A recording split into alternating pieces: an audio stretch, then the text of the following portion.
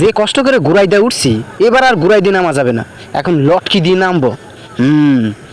পারবো? উরে বাবা,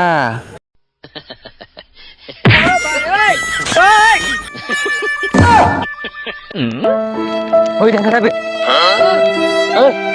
ওই খাড়া রে, ও খাড়া, ও ভাই, আই রে রেখাটা পড়ছে রে, ও মাই গো, আই রে, খারাপ খবর তো মাই গো, আমি হাত মাথা ছেড়ে দিয়া